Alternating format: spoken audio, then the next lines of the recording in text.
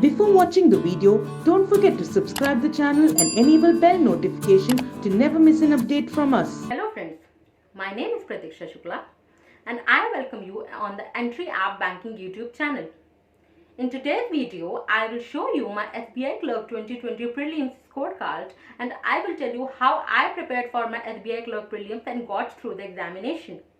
But before starting the video, if you didn't download the Entri app, so download the Entri app now and start attempting free of cost mock test, topic test, sectional test and free of cost video lessons for all your banking and insurance examination. The link is given in the description box. So now let's start the video. So friends, as you all know that there are basically three sections in prelims examination. They are English, reasoning and quantitative aptitude. So apart from studying each section individually, what I used to do was I used to attempt at least one full mock test daily, and what is most important is not only attempting this mock test is important, but analyzing your mock test is of utmost important also, because analyzing your when you analyze your mock test, you get to know your weaker portion, you get to know what mistakes you have done in your mock test, and then you can work on your this weaker portion, and then you can improve your marks for your examination. So now let us talk about each subject individually, how I prepared my each subject for the examination. So first, let's talk about English. For English, I used to read daily the Hindu newspaper, and while reading the newspaper, what all difficult word I used to find, I used to note down in those words in a different notebook along with their antonyms and synonyms. This helped me in making my vocabulary stronger. This portion basically helps you in your cloze test, fillers, comprehension. And coming to error detection part, so for error detection you need to have good knowledge of grammatical rules. Only then you can catch your errors in your error detection sentences. Now for para jumbles, I used to practice it from mocks only. So this is the way with which I improved my English section. Now coming towards reasoning section. For reasoning, what I felt that most important part in reasoning is puzzles. Now from last 2 to 3 years we are seeing this thing that in examination you can see even 2 to 3 to 4 puzzles in examination. Sometimes you can see students saying that only that the reasoning was full of puzzles. So puzzles are utmost important in reasoning. So in reasoning for puzzles, I used to daily practice puzzles, be it easiest ones, be it moderate ones, be it difficult ones. So I used to do daily practice of I used to practice various types of puzzles. Now apart from puzzles, what is important in reasoning is syllogism. Syllogism is important because in syllogs you can see most confusing types of questions, like very a few case, like only A is B case, possibility cases. So I kept my special focus on these type of questions in syllogs, because these types of questions are those in which you can make utmost you can do utmost errors in these questions. So that's why these questions need special attention.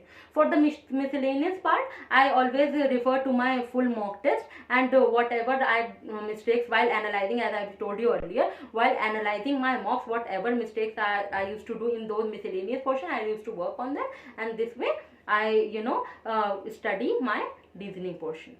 Now talking about quantitative aptitude.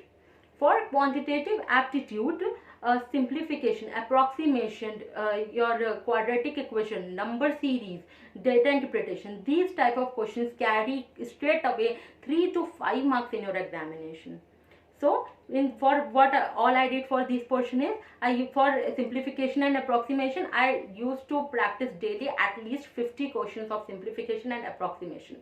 This helped me in enhancing my calculating skills, which is very important in your banking exam, because you get 20 minutes time in which you have to solve your 35 questions. So you need to have good calculative skills. Now for number series, you need practice in that portion as well. Why? Because you get familiar with the pattern, with which pattern that you can get in your examination. So that's why, and in number series also you can practice, wrong number series also you have to practice, and missing number series also you need to have good practice of that too.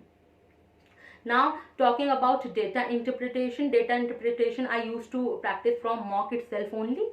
And now talking about the miscellaneous quadratic equation, for quadratic equation I used to solve that with tricks, with the help of tricks with which I can solve my quadratic equation in short span of time very quickly.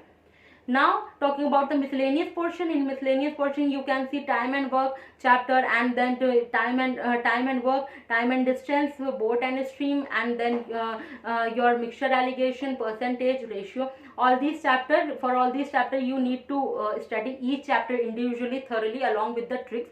But according to me, most important chapters are ratio and percentage. Why? Because ratio and proportion and percentage, they play a big role in other chapters as well. Like in mixture allegation also, you can solve questions with the help of ratios and percentage only. Time and distance also, ratios and percentage play a big role. And most importantly, data interpretation also, ratio and percentage questions are, you can see many questions related to ratios and percentage only. So you need to have, I focused on all the chapters, but especially I put a special focus on my this ratio and proportion chapter and percentage chapter. And in main examination also I had a special strategy. I always used to solve my this data interpretation and simplification and approximation, DI, number series, these all portion I used to solve first, and then at last I used to touch the miscellaneous portion, because what I thought was that if I get stuck into this miscellaneous portion, so I may end up it may affect my other portion of mathematics. This was my strategy of solving maths in main examination. Your may be different, but I thought this may be fruitful for you, so I conveyed it to you.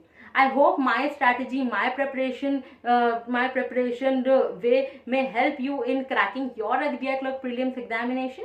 Thank you so much.